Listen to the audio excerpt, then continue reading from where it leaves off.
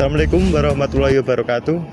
Kami dari kelompok 7 akan mempresentasikan mengenai bab 12, yaitu bukti audit dan kertas kerja audit, dan bab 13, analitika data. Perkenalkan, nama saya Adelia Berdiliana Anissa Ramawati dengan NIM B245. Perkenalkan, nama saya Dias Adi Nugroho, NIM 246. Perkenalkan, nama saya Satriodana Janarko, NIM B247. Perkenalkan, nama saya Fitri Nurrahmawati dengan NIM 248. Saya Dian Ismawati, NIM 249. Di sini saya akan menjelaskan bab 12, yaitu tentang bukti audit dan kertas kerja audit. Untuk poin yang pertama, yaitu definisi dari bukti audit. Bukti audit adalah informasi yang dikumpulkan dan diuji oleh auditor untuk menentukan apakah laporan keuangan suatu perusahaan sesuai dengan standar pelaporan keuangan yang berlaku. Bukti audit diolah dengan berbagai teknik audit yang berlaku dan harus didokumentasikan dalam kertas kerja atau audit working paper. Untuk poin yang kedua adalah skeptis profesional dan asuransi yang memadai, yaitu suatu sikap, kecenderungan, dan kebiasaan dengan pikiran yang mempertanyakan, waspada pada kondisi atau keadaan yang mengindikasikan sesuatu yang diselidiki atau diperiksanya melalui bukti-bukti audit. Dalam definisi skeptis profesional dan asuransi memadai, terdapat beberapa unsur penting di dalamnya. Yang pertama yaitu atribut yang dimiliki auditor, meliputi pengetahuan yang dimiliki dan juga keahlian dalam meneliti masalah yang dihadapi. Yang kedua, attitude, yaitu berupa sikap, kecenderungan, dan juga kebiasaan. Yang ketiga, mindset atau cara berpikir. Yang keempat, waspada terkait dengan segala sesuatu yang mencurigakan terkait tentang apa yang diperiksanya. Yang kelima, yaitu action. Auditor perlu melakukan penilaian yang mendalam terkait bukti-bukti audit dan dapat membuktikan ataupun mendukung.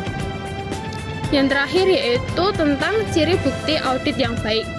Ciri bukti audit yang baik yaitu terdiri dari yang pertama, relevan.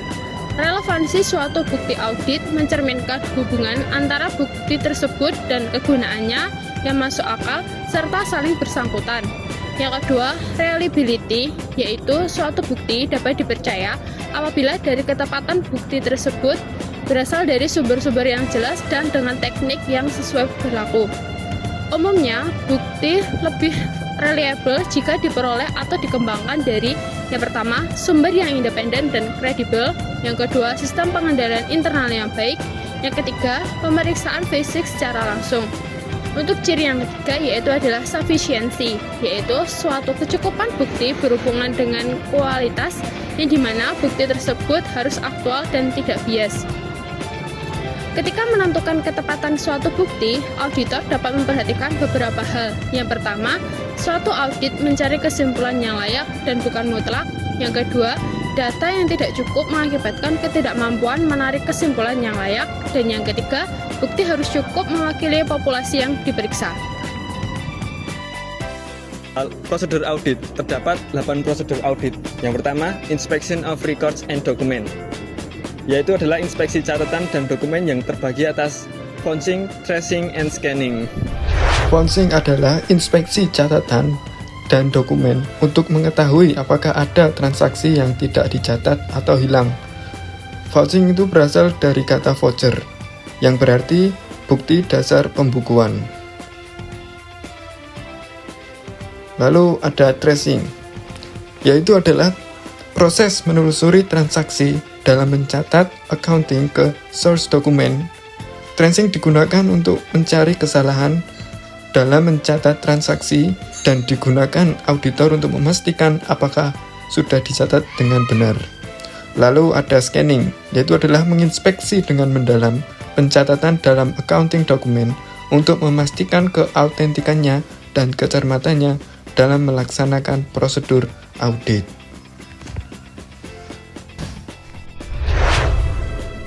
Lalu ada inspection of tangible asset, digunakan untuk menginspeksi barang-barang berwujud, baik harga persediaan barang maupun aset tetap. Lalu yang ketiga, observation. adalah pengamatan. Prosedur audit atas suatu proses yang berjalan. Dalam prosedur ini dimaksudkan untuk memastikan apakah proses yang sedang berjalan dilaksanakan sesuai rencana. Lalu yang keempat, confirmation.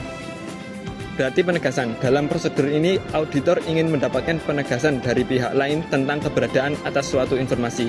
Lalu yang kelima, recalculation, yaitu menghitung kembali, yang dimana hal ini auditor meyakinkan bahwa perhitungan yang dilakukan staf accounting sudah benar. Lalu yang keenam, re-performance, berarti mengulang kembali proses atau apa yang telah dikerjakan oleh staf yang bertanggung jawab.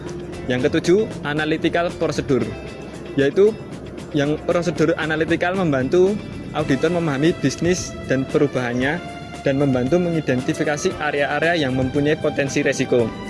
Yang ke-8, inquiry, artinya bertanya, yang merupakan prosedur yang alamiah bagi seorang yang memeriksa pekerjaan orang lain.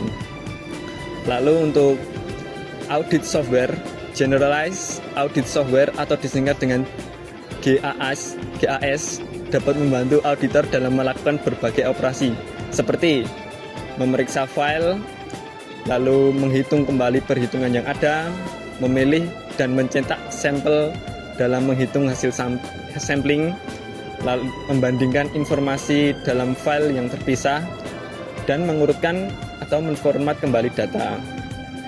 Terdapat dua contoh generalized audit software yang secara komersil sangat dikenal adalah ACL, Audit Common Language, dan Caseware IDEA.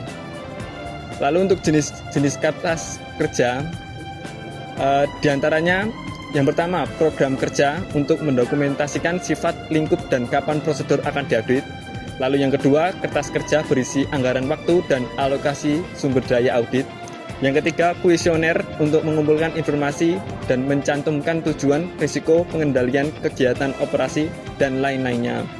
Yang keempat, bagan arus untuk menyajikan proses kegiatan risiko dan pengendaliannya. Lalu yang kelima, berbagi format gambar seperti bagan, grafik, diagram untuk menggambarkan peta risiko. Beberapa tips untuk kertas kerja. Working paper atau kertas kerja merekam bukti audit yang diperoleh selama penugasan asuransi audit internal maupun penugasan auditing. Kertas kerja menunjukkan pekerjaan audit internal telah selesai. Berikut bagan penghubung kertas kerja.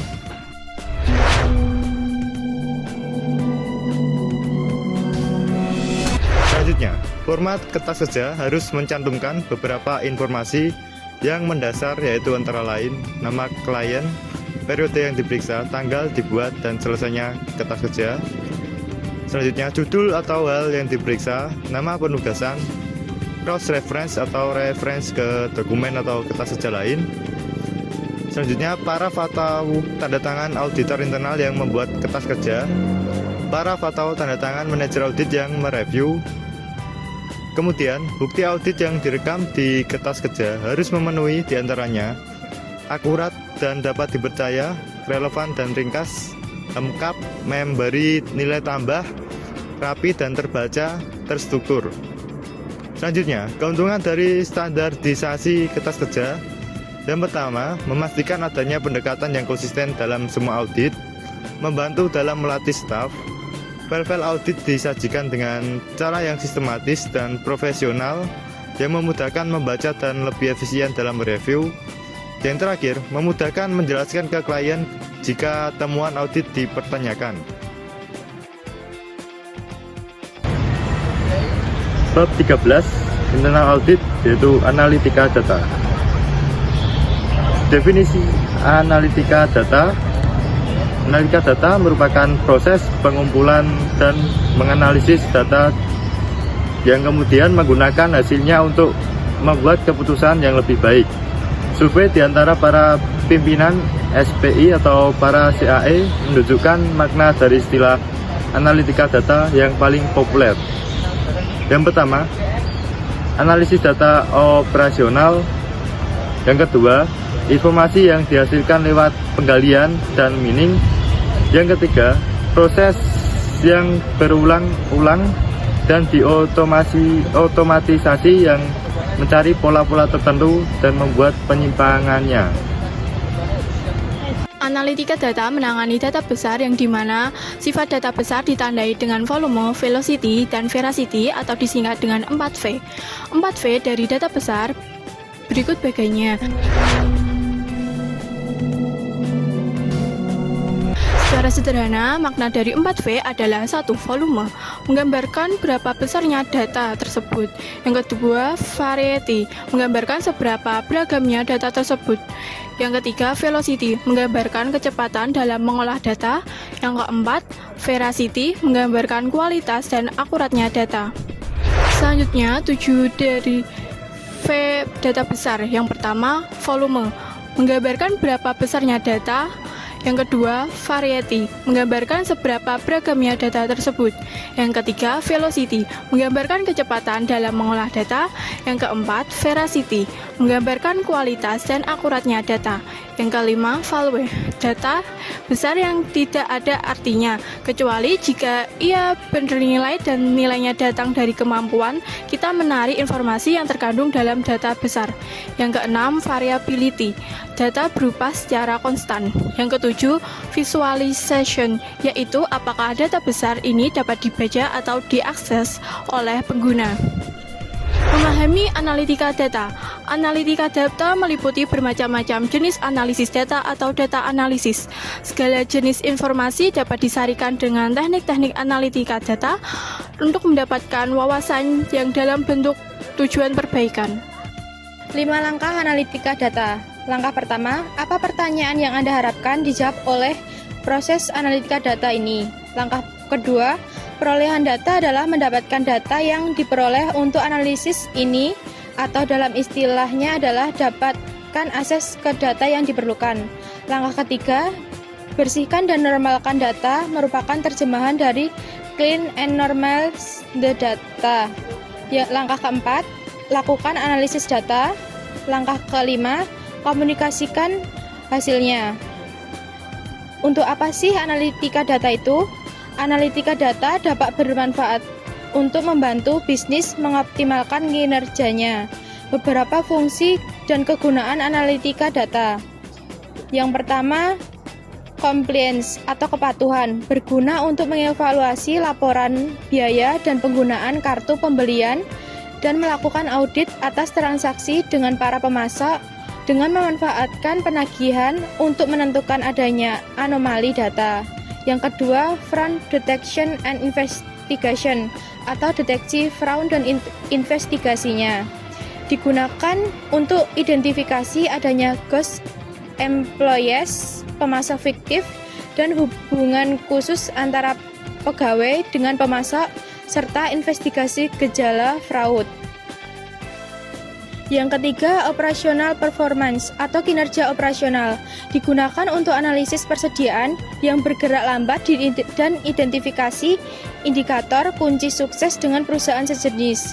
Yang keempat, internal control atau pengendalian internal, digunakan untuk analisis mengenai pemisahan tugas, akses oleh pengguna, dan menilai kinerja pengendalian.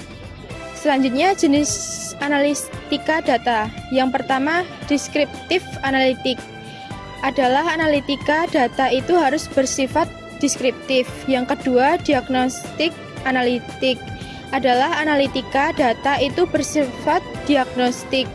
Yang ketiga, predictive analytic, adalah analitika data itu bersifat prediktif atau meramal. Dan yang keempat, perceptive analytic, adalah unsur mengambil tindakan. Selanjutnya, kerangka analitik data. Dalam kerangka analitika data terdapat 4 langkah sebagai berikut. Yang pertama, kembangkan suatu visi. Yang kedua, evaluasi kemampuan yang ada pada saat ini. Yang ketiga, tingkat kemampuan manusia, proses dan teknologi. Dan yang keempat, laksanakan, pantau dan kembangkan. Sekian penjelasan materi dari kami mengenai bab 12 dan 13. Kurang lebihnya mohon maaf.